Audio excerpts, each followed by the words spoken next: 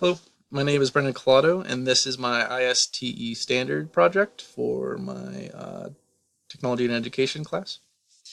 And let me first start by saying that my take on a lot of these tools and projects will be from the point of view of somebody who is both a educator and a physicist, as I'm teetering on the two, and I'm trying to visualize and utilize them in both fields. I kind of want to see them from both points of view, so that's how I'll be doing it.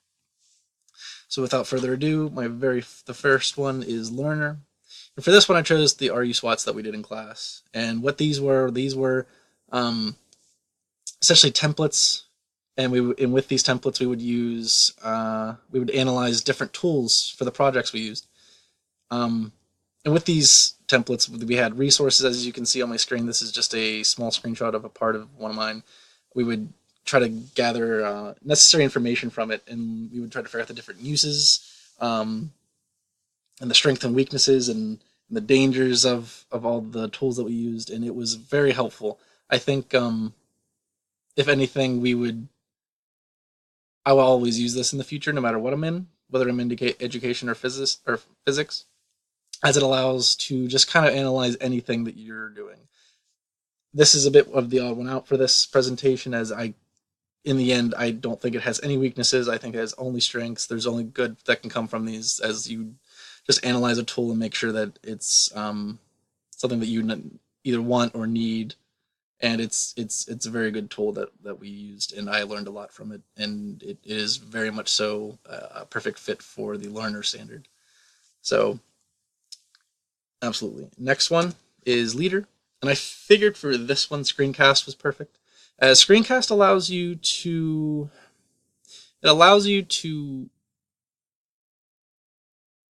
give information based on almost like a lecture, but without having to be there for it.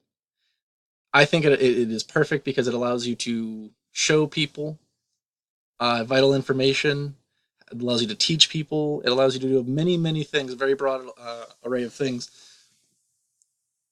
with very little effort.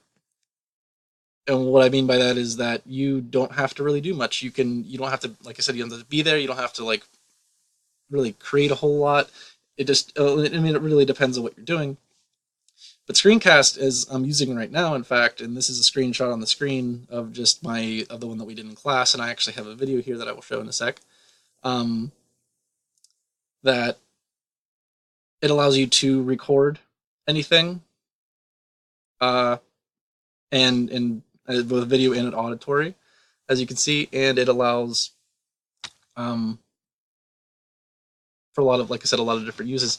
Some of the strengths, though, is that I find it to be very easy to use. All you do is you download it, and it becomes a widget, and at the bottom left hand of your screen, and it's once again it's very easy to use. The settings are easy to use. High quality, very high quality. I feel like it records very well, and it's not very choppy. Um, I feel like it does the job that it's supposed to do, and I feel like the ability to share, it allows you at the very end. It allows you to share it to different social media sites. And my one that we've been using is YouTube, and and YouTube is obviously the popular video sharing site, and I feel like that's a very good strength, honestly, because not only are you limited to the site of the Screencast-O-Matic, but it allows you to export it to other sites. It's very nice. A weakness is the time limit. You have a time limit. You have a 15-minute time limit if you don't pay for it. So that is most certainly a weakness, because you kind of feel rushed for certain things. As even in this presentation, I might have to make a second video just because of the time limit. So hopefully I don't have to, but again, that's most certainly a weakness. Um, and let me just real quick exit us out here and take us to this. This is the video that we made, and as you can see, 11-minute video. And I just made a PowerPoint presentation for this, where I went through and talked about my topic, um, with visuals and all kinds of things. And that's very much so a benefit of this tool. And I could definitely use this in many ways. I could use this for an intro video at the beginning of class to kind of introduce a topic or anything like that. I could use it for online help if the school that I have is has like an online website, which almost everything does, I'm pretty sure. Um, and you maybe give like an online lecture for things, and then I think for in the field of physics, I could also use it for demonstrations if I ever need for long distance. Um, like I said, demonstrations to show like any colleagues or anything like that. But yeah, perfect thing for this. Second is QR codes. If you don't have a QR scanner on your phone, if you try to download one now, you should be able to scan that code right there, and that will take you to a QR generator. QR codes are these quick response visuals, and like I said, if you download an app, you can scan them with your phone, and it will take you to whatever that code is designated to, such as any websites, contact information, images, so many things. So many things can be used with these. Um, very, very nice to be able to have. I think for the strengths, obviously, quick access. All you do is have to scan it. It's very fast to scan, and it takes you right there. Again, it's easy to use, very easy. You don't have to do anything to really create the thing. You just kind of go to the website, plug whatever you want in, whether it's a website or, like I said, a picture. Do what you have to do there, create it, and it makes it for you. And it's like once again just a very easy thing to use. And I think they're more enticing because instead of having all this information or a flyer that tells you to go to a website, you just scan it and it takes you there already. So I think it's even just for marketing or anything like that, I think it's a very good tool. Weaknesses. Weaknesses. You don't know what you're getting into when you scan one. It could you see one on a flyer and it says that it's for I don't know, a concert or something like that. Well, it could be anything. They could be lying, and it could be really like some dark web site or something like that, like illegal things. You have no idea. So that is most certainly a flaw of this. While it is very handy, that is most certainly a flaw. And for a lot of the QR generators, there are a limited number of uses. Um, so that is most certainly a downfall of these, is because you have to keep on making either new accounts to keep on getting unlimited uses, or you have to pay. So, and I could definitely see myself using this for like in-class projects. Have them scattered around the room and have students scan them with like their phones or an iPad or anything like that. I think that could be very useful and a little bit fun.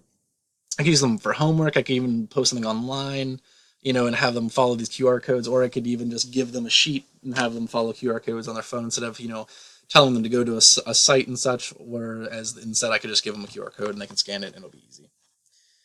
Um, and finally, I think for in the physics field, I think it'd be really nice to just be able to like just send a QR code over to somebody, have them scan it, then it takes them there right away.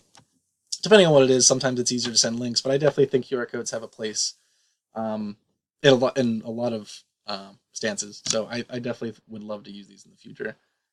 Um, so yeah, and then so that is for Citizen. It is definitely a um,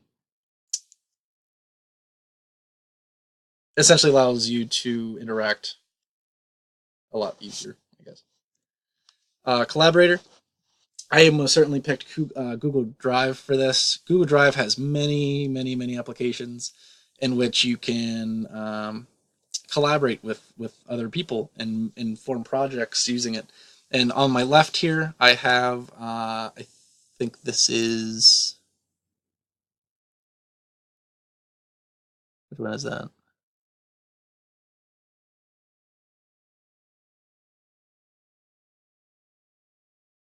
Well, essentially, I forget what it's called. I'm sorry.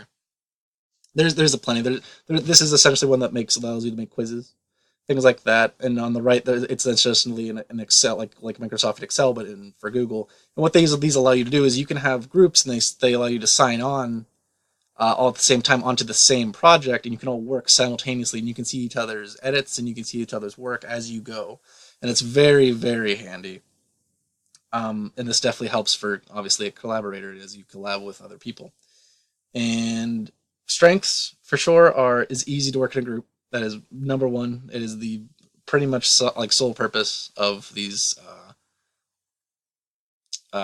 programs is do a lot of work with each other. You can work alone, but I think by far its main purpose is to work together. You have cloud servers. That's where it saves to, so you don't actually have to save anything on your own computer. So if you can log into multiple computers to access your work, and it saves your work as you go, which isn't something like, say, like Microsoft Word, where you're typing a paper, it doesn't save. You actually have to save, or at the very least, with these, it saves very fast as you go. With the weaknesses, though, is that it's a bit of a double-edged sword. Is cloud servers is because if the servers are down, you can't access your work. So if the servers are down, that's kind of a bad time for you. And then it's a bit clunky. I think whenever you're working together, it can be a bit slow and laggy. There's a bit of a lag time when you use it. And as far as using this, is absolutely, give this to students to let them work with each other. Two is to use it with students to guide them if they need help with a project and maybe they're at home and I am as well. And then in the field, obviously, you can use this for just a group project with anybody that you need to work with. And that is a very beneficial thing. So, absolutely. Moving on, designer. For this I chose the infographics as it allowed for a lot of creativity, and obviously you're designing something, you're making something and making it look nice and making it pop to the eye and all kinds of things like that. And on the screen right there, I have my infographic that I made for a project. And what the strengths for these is that it's attention grabbing.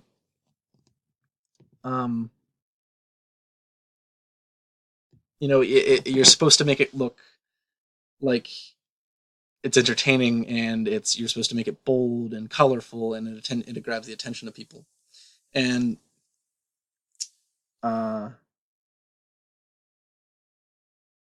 it's easy to use. I think it does take a bit of exploring to use these, but once you get the hang of it, it's easy to use, and it allows you for creativity. However, it is a bit time consuming to relate some information that you could do just otherwise with a simple PowerPoint or whatnot. It wouldn't be as creative, but again, it's a bit more work. For non-creative people, they might struggle a little bit with it to make one, and I think for them that's a struggle. And then finally, there's a paywall to use certain items and certain features. So that is most certainly downfall. It kind of limits you while you're creating it. But I could absolutely use this to present information just to a class. I could use it to give students for a project so they can make one, because that would absolutely be something that I think a lot of students would have fun with. And then, although finally, I could also use these for demonstrations, as you can get very creative with these things.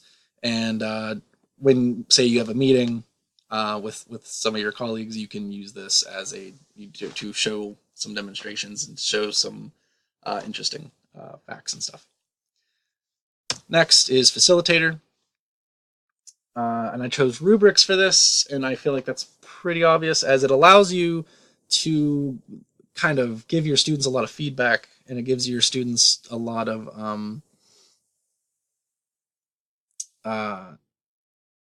it allows you to guide your students through it is a guide. It's essentially a guide. Strengths. I'm trying to make this fast because I'm gonna have to make a video. Probably another second part because the 15 minutes is already up. But real quick, strengths allows for easy assessment, as it kind of fits easily. As you can see on my screen here, there are different points for each category, and you can score them accordingly. The students know what's being graded, so that allows them to focus on the right things. And of course, you get easy feedback because you know what's being graded, so therefore you can give your students what's being graded. I feel like it can be limited, though, as a weakness, is because it doesn't really account for everything that a student can perform in. And I will have to finish this later. Hold on.